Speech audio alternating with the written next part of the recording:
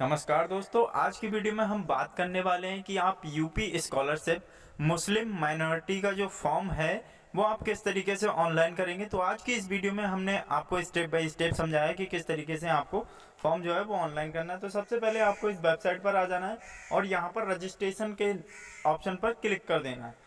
तो जैसे ही आप क्लिक कर देंगे तो आपके सामने एक नई विंडो जो है वो ओपन होकर आ जाएगी। तो कुछ इस तरीके का इंटरफेस यहाँ पर आपको देखने को मिल जाएगा। तो यहाँ पर नेट थोड़ा स्लो चल रहा है, इसीलिए आपको ये पेज जो है वो आपको देखने को मिल जाए। अब आप प्री मैट्रिक हैं, पोस्ट मैट्रिक हैं या फिर पोस्ट अदर मैट्रिक हैं, तो मैं यहाँ पर 11th क्लास का फॉर्म ऑनलाइन कर रहा हूँ, तो मैं यहाँ पर पोस्ट मैट्रिक पर क्लिक कर ले रहा हूँ। और जैसे ही हम क्लिक करते हैं तो हमारे सामने इस तरीके का एक जो फॉर्म है वो खुलकर आ जाएगा। तो सबसे पहले आपको अपना डिस्ट्रिक्ट चूज कर लेना है, जिस भी डिस्ट्रिक्ट में आप रहते हैं और जहाँ से पढ़ाई कर रहे हैं। फिर आपको अपना जो आपका कॉलेज है वो कॉलेज आपको सिलेक्ट कर लेना है। उसके बाद में दोस्तों आपको यहाँ पर अल्पसंख्यक सिलेक्ट कर लेना है। फिर उसके बाद में दोस्तों आपको करना क्या है, आपको यहाँ पर अपने जो भी आपकी रिलीजियस है, जिस धर्म से आप बिलोंग करते हैं वो धर्म आपको यहाँ पर डाल देना है। फिर उसके बाद में आपको कैंडिडेट का नाम, जो भी एप्लीकेंट हैं उनका नाम यहाँ पर आपको फिल कर देना है। तो नाम फिल करने के बाद दोस्तों आपको फिर उनके पिताजी का नाम पूछा जा रहा है, तो आप यहाँ पर उनके पिताजी का नाम जो है वो फिल कर दीजिए। तो जैसे ही आप पिताजी का नाम फिल कर देंगे फिर उसके बाद में आपसे माता जी का नाम पूछा जाएगा। तो जो भी एप्लीकेंट है उनके माता का नाम आपको यहाँ पर फिल कर देना। तो माता का नाम फिल करने के बाद फिर यहाँ पर आपसे पूछा जा रहा है कि जन्म तिथि जो है वो क्या है। तो यहाँ पर हमें जन्म तिथि डाल देनी है। फिर यहाँ पर जेंडर मेल है या फीमेल। फिर उसके बाद में 10th जो है वो कौन सी ईयर में पास किया है, तो वो आपको यहाँ पर फिल कर देना। फिर उसके बाद में दोस्तों यहाँ पर कौन सा बोर्ड है, तो बोर्ड आपको वही सिलेक्ट कर देना है। फिर उसके बाद में आपको यहाँ पर रोल नंबर दे देना है, जो भी आपका 10th का रोल नंबर रहा हो वो रोल नंबर आपको यहाँ पर दे देना है। तो जैसे ही आप रोल नंबर डाल देंगे फिर उसके बाद में आपको अपनी शिक्षण संस्था यानी कि जहाँ से आपने 10th पास किया है वो आपको नाम डाल देना है उस कॉलेज का। तो हमने यहाँ पर कॉलेज का नाम डाल दिया है। फिर आपको मोबाइल नंबर पूछा जा रहा है, तो मोबाइल नंबर डाल दीजिए। मोबाइल नंबर डालने के बाद दोस्तों आपको अपनी जीमेल आईडी जो है वो डाल देनी है। फिर आपको अपना पासवर्ड जो है वो बना लेना है। तो जैसे ही आप पासवर्ड बना के क्लिक कर देंगे, सबमिट कर देंगे, तो आपके सामने इस तरीके की प्रिंट जो है वो आ जाएगी। तो हमें ये प्रिंट जो है वो प्रिंट कर लेना है। यहाँ से हम PDF फॉर्मेट में इसे सेव कर ले रहे हैं अपने डेस्कटॉप पर, ताकि हमें आगे चलकर कोई भी दिक्कत ना हो। तो हम यहाँ पर इसे सेव कर ले रहे हैं। तो जैसे ही आप सेव कर लेंगे यहाँ पर, तो आपके सामने फिर से अब क्या होगा दोस्तों, आपको फिर से आ जाना है ऑफिशियल वेबसाइट पर इसकी। तो मैंने यहाँ पर प्रिंट जो है वो सेव कर ली। अब दोस्तों हमें इसकी ऑफिशियल वेबसाइट पर फिर से आ जाना है। होम पर क्लिक करेंगे तो हमारे सामने फिर से स्टूडेंट का ऑप्शन आ जाएगा और हम इस बार लॉगिन पर क्लिक करेंगे। लॉगिन स्टूडेंट पर क्लिक करेंगे तो यहाँ पर लॉगिन स्टूडेंट पर जैसे ही हम क्लिक करेंगे तो हमारे सामने फिर से एक नया पेज जो है वो खुलकर आ जाएगा कुछ इस तरीके का। तो हमें यहाँ पर रजिस्ट्रेशन नंबर, जो मैंने आपको स्लिप दिखाई थी कि आपको स्लिप यहाँ पर PDF में सेव कर लेना है, तो ये रजिस्ट्रेशन नंबर हम यहाँ से कॉपी कर ले रहे हैं। कॉपी करने के बाद हमें यहाँ पर पेस्ट कर देना है। अब दोस्तों यहाँ पर जन्म तिथि जो है वो जन्म तिथि हमें यहाँ से कॉपी कर लेना है। और जैसे ही हम जन्म तिथि यहाँ से कॉपी कर लेंगे फिर उसके बाद में हमें वहाँ पर जाकर इसे पेस्ट कर देना है अपने फॉर्म में जहाँ पर हम लॉगिन कर रहे हैं। तो यहाँ पर हमने लॉगिन कर लिया। फिर उसके बाद में हमने जो अपना पासवर्ड बनाया था, जैसे कि मैंने आपको पहले ही बताया था कि आपको एक पासवर्ड बना लेना है, तो वो पासवर्ड हम यहाँ पर फिल कर लेना है। फिर ये कैप्चा कोड जो दिख रहा है, ये कैप्चा कोड हमें डाल देना है। तो मैंने यहाँ पर आपको सिखाया कि आप स्टेप बाय स्टेप किस तरीके से अपने मोबाइल के थ्रू यहाँ पर ऑनलाइन कर सकते हैं। तो यहाँ पर हम हो गए हैं लॉगिन, और लॉगिन करने के बाद दोस्तों यहाँ पर छात्रवृत्ति आवेदन फॉर्म भरें, इस पर क्लिक कर देना है आपको।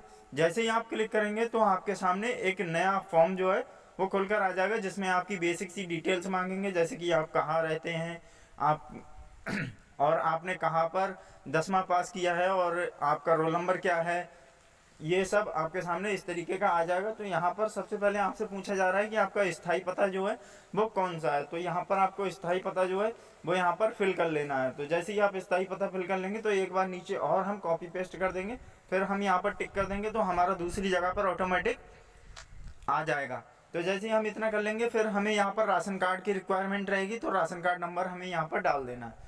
तो राशन कार्ड नंबर डालने के बाद फिर हम यहाँ पर हाई स्कूल में जितने हमारे अंक आए हैं और इधर हमारे पूर्णांक कितने हैं और कौन सा बोर्ड है, ये सभी हमें यहाँ पर फिल कर लेना है। तो आपको सेम इसी तरीके से फिल करना है। फिर हम यहाँ पर जो बैंक सेक्शन है उसमें आ जाते हैं। तो हमें यहाँ पर बैंक जो है वो सिलेक्ट कर लेनी है। फिर कौन सी डिस्ट्रिक्ट में है बैंक वो सिलेक्ट कर लेना है। फिर उसके बाद में दोस्तों आपको यहाँ पर बैंक का ब्रांच जो है वो कौन सा है, तो वो ब्रांच आपको यहाँ पर सिलेक्ट कर लेना है। तो हमने यहाँ पर ब्रांच जो है वो सिलेक्ट कर लिए। फिर उसके बाद में आपको छात्र का जो भी छात्र छात्रा हैं उनका नाम और उनका अकाउंट नंबर यहाँ पर आपको फिल कर देना है। तो अकाउंट नंबर फिल करने के बाद यहाँ पर आपको देवा छात्र पर क्लिक करना है और यहाँ पर जो भी आपके कॉलेज में फीस लेते हो वो फीस आप यहाँ पर पूछ लीजिए और डाल दीजिए। फिर उसके बाद में दोस्तों आपको अनुरक्षण भत्ता यानी कि पिछले साल कुछ मिला है या नहीं मिला है तो आपको यहाँ पर फिल कर देना। फिर उसके बाद में गत वर्ष परीक्षा जो है वो लास्ट ईयर परीक्षा जो है लास्ट ईयर में आपका कितने में रहे हैं, तो यहाँ पर 10th क्लास हम डाल देंगे।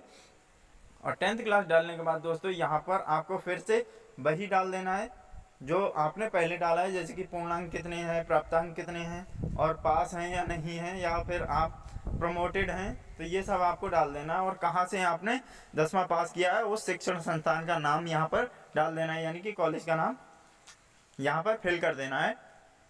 तो आप चाहें तो इसे शॉर्ट में भी डाल सकते हैं और आप चाहें तो इसे लॉन्ग में भी डाल सकते हैं। इतना करने के बाद दोस्तों आपको करना क्या है, आपको यहाँ पर जैसे ही आप पूरा यहाँ पर एड्रेस डाल देंगे कॉलेज का, तो उसके बाद में आपको नीचे ऊपर की ओर स्क्रॉल करना है और यहाँ पर जो कैप्चा कोड है वो आपको डाल देना है।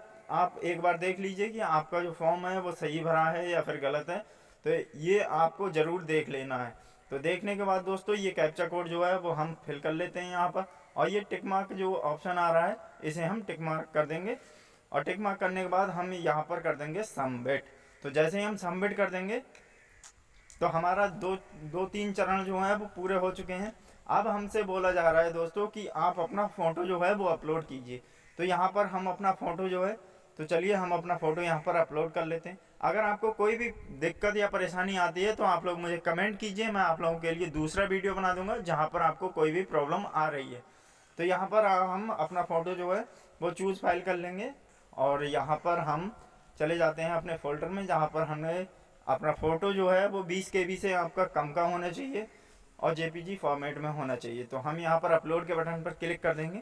तो जैसे ही हम क्लिक करेंगे तो यहाँ पर आप लोग देख रहे हैं कि हमारा फ़ोटो जो है वो सक्सेसफुल अपलोड हो चुका है यहाँ पर। अब हमें फिर से होम के बटन पर आ जाना है और यहाँ पर अब दोस्तों आपसे पूछा जा रहा है कि आपकी आय और जाति का प्रमाणीकरण करिए। तो हम इस पर क्लिक कर देंगे। क्लिक करने के बाद यहाँ पर सबसे पहले आपको रजिस्ट्रेशन नंबर, जो भी आपके पिताजी की आय है तो उसका रजिस्ट्रेशन नंबर, एक आवेदन नंबर होगा और यहाँ पर सर्टिफिकेट नंबर होगा, और फिर हमें कैप्चा कोड डालकर सबमिट कर देना है। फिर हम यहाँ पर इसे कर लेंगे वेरीफाई, और वेरीफाई करने के बाद हमारा ये सेक्शन भी कंप्लीट हो गया। अब दोस्तों मोस्ट इम्पोर्टेंट सेक्शन आता है, यानी कि आधार प्रमाणीकरण का। तो यहाँ पर आपको आधार का नंबर जो है वो 2 बार फिल करना है। पहली बार आपको जो नंबर डालेंगे वो नंबर दिखेगा, दूसरी बार में आपका नंबर नहीं दिखेगा, आपको डॉट डॉट यहाँ पर शो होगा। तो आप लोग ध्यान से इसे डाल दीजिए और यहाँ पर कैप्चा कोड डालकर वेरीफाई आधार पर क्लिक कर दीजिए। तो जैसे ही आप वेरीफाई आधार पर क्लिक कर लेंगे तो आपके सामने इस तरीके के 2 ऑप्शन आ जाएंगे।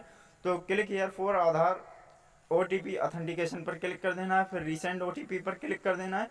तो आपका जो ऑप्शन है OTP डालने का ये खुल जाएगा। तो हमारे पास जो OTP है वो आ चुका है। तो चलिए हम यहाँ पर OTP डाल लेते हैं। तो जैसे ही हम OTP यहाँ पर डालेंगे तो हमें verify Aadhaar by mobile OTP पर क्लिक कर देना है। तो यहाँ पर हमने इस पर कर दिया क्लिक और हमारा जो OTP है वो यहाँ पर सबमिट हो चुका है। तो देख सकते हैं आप। फिर आपको यहाँ पर अपनी प्रिंट निकाल लेना है, जांच हेतु आवेदन प्रिंट करें तो यहाँ पर आपको प्रिंट जो है वो निकाल लेना है। और फिर प्रिंट कर देख लेने के बाद अगर आपका सही है तो आपको अब दोस्तों करना क्या है, आपको आ जाना है यहाँ पर नीचे के ऑप्शन पर। तो यहाँ पर आपको सबमिट कर देना है। तो जैसे ही आप सबमिट कर देंगे तो 3 दिन के बाद आप अपना शिक्षण संस्थान में जमा करने हेतु फॉर्म जो है वो निकाल सकते हैं। तो कैसी लगी हमारी वीडियो हमें कमेंट में ज़रूर बताएं। वीडियो अच्छी लगी हो तो वीडियो को लाइक करके चैनल को जरूर